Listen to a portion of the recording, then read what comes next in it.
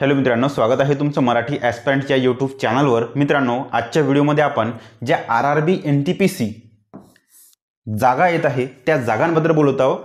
Okay, या notification बाबत बोलत आहोत। नोटिफिकेशन सध्या आलेली नाही, परंतु रेल्वे विभागाने जाहीर केलं आहे की आपल्याकडे या 10,844 जागा रिक्त आहे। एवढ्या जागांची वॅकन्सी येणार आहे। ओके, आणि ही वॅकन्सी कधी येणार वगैरे, एक्झाम वगैरे सगळं कधी होणार, काय होणार, सगळ्या गोष्टी तुमच्यासोबत मी डिटेलमध्ये डिस्कस करतो। तुम्हाला या एक्झामसाठी क्वालिफिकेशन काय लागेल, पेमेंट काय लागेल, सगळ्या गोष्टी तुमच्यासोबत मी इथे शेअर करतो। ओके, चला। तर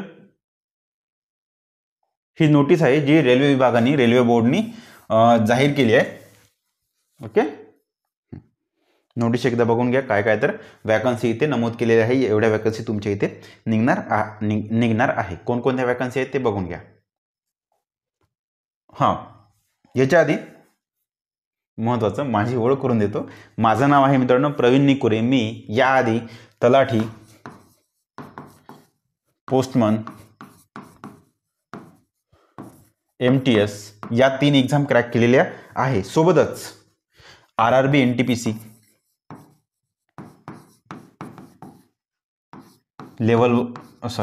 टियर 2 टियर 1 क्वालिफाय झालो आहे आणि टियर 2 दिलेली आहे।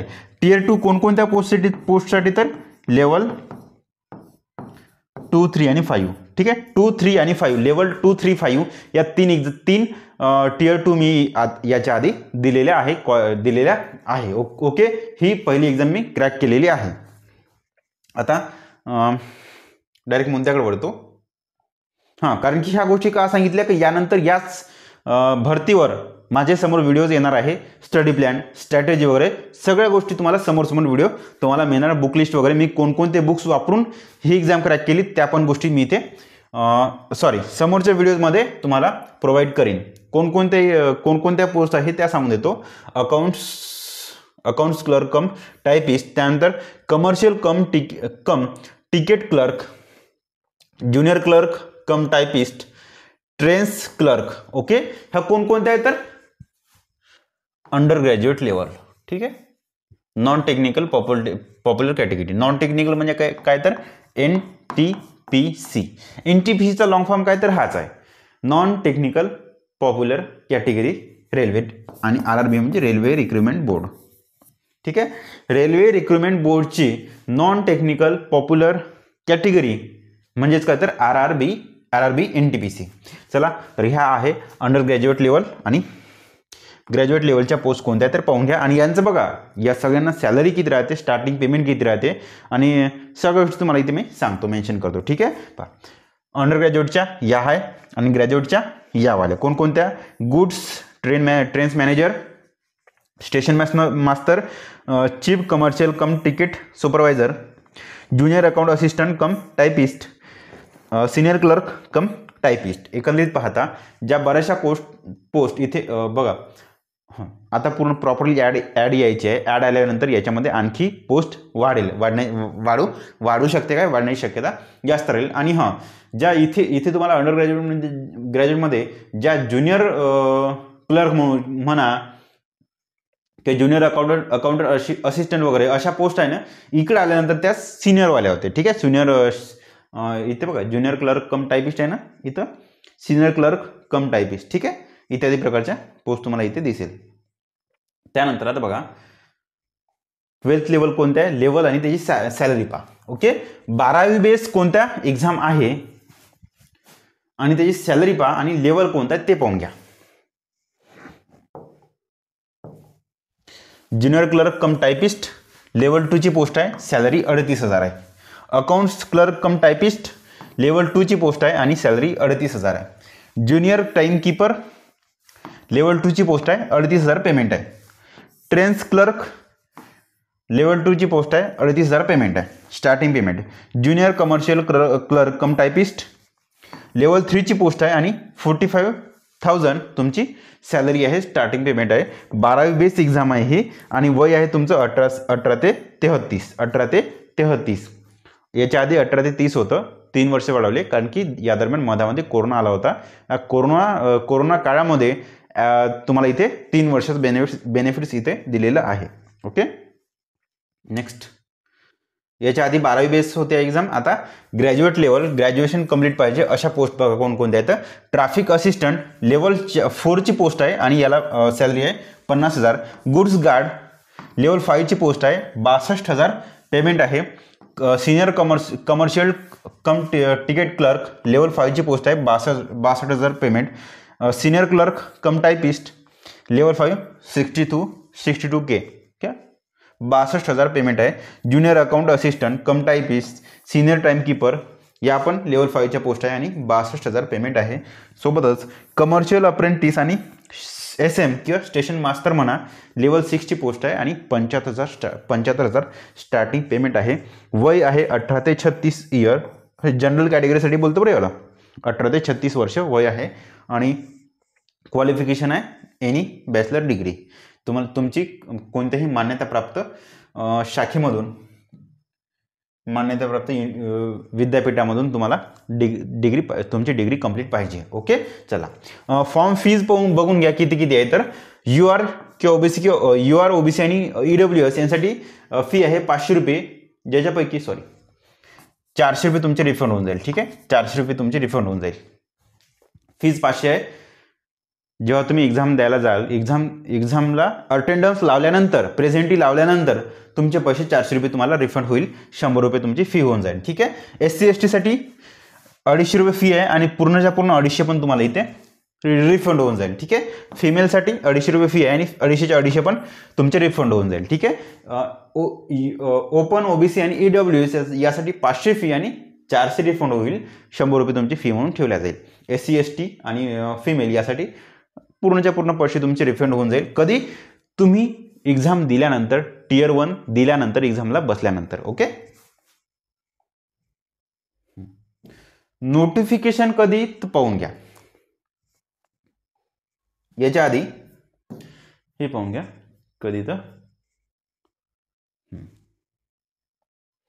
रेल्वे मंत्रालयानं जागा डिक्लेअर केल्या किंवा व्हॅकन्सी डिक्लेअर केल्या 24/7/2024 ला. ठीक आहे. 24 जुलै 2024 ला जागा डिक्लेअर केल्या किंवा व्हॅकन्सी एवढ्या आहे आपल्याकडे हे डिक्लेअर केलं. या बेसिसवर आणि जे RRBचं कॅलेंडर आहे त्या कॅलेंडरच्या बेसिसवर एक्झाम कधी होईल, ॲड कधी येईल, नोटिफिकेशन कधी येईल, त्या गोष्टी तुमच्यासोबत मी इथे डिस्कस करतो. ठीक आहे. या पोस्ट आहे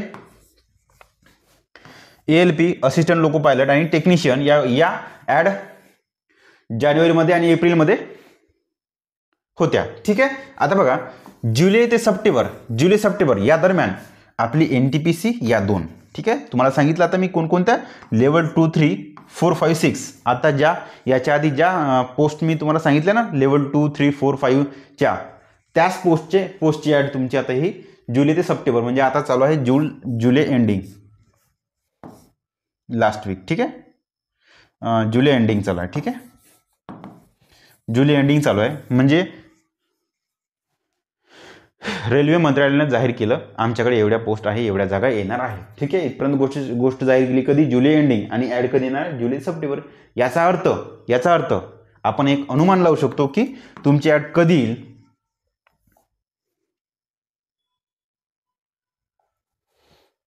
15 ऑगस्टच्या नंतर तुमची ॲड येऊ शकते. ठीक आहे.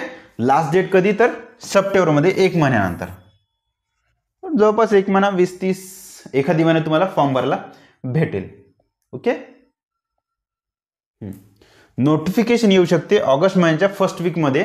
ऑनलाईन फॉर्मची तुमची डेट राहू शकते 15 तारखेच्या नंतर. ऑगस्टच्या 15 तारखेच्या नंतर तुमचे ऑनलाईन फॉर्म भरले जाऊ शकते. ठीक आहे. फॉर्म फिल करणे सुरुवात होऊ शकते आणि लास्ट डेट कधी राहू शकते? तर सप्टेंबर, 1 महिन्यानंतर.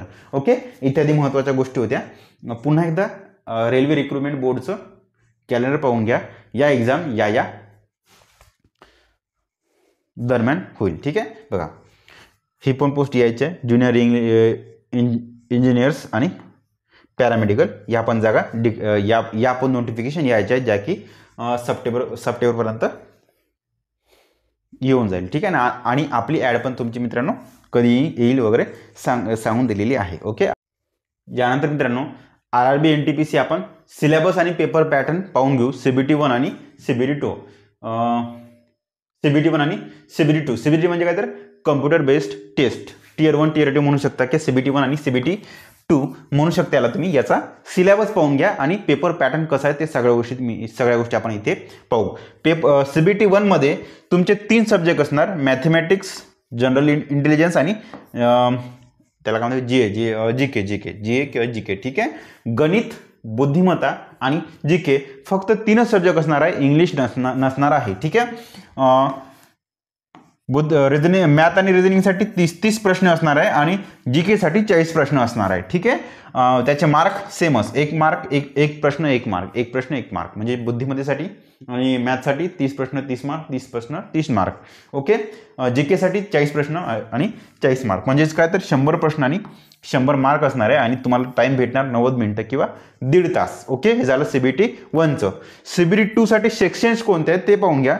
मॅथ, रिझनिंग आणि जनरल अवेअरनेस किंवा जीके हे 3 सेक्शन असणार. म्हणजे पेपर CBT 1 आणि CBT 2 दोन्हीसाठी सेमच सिलेबस आहे. कोणकोणतं? Math, reasoning, GK.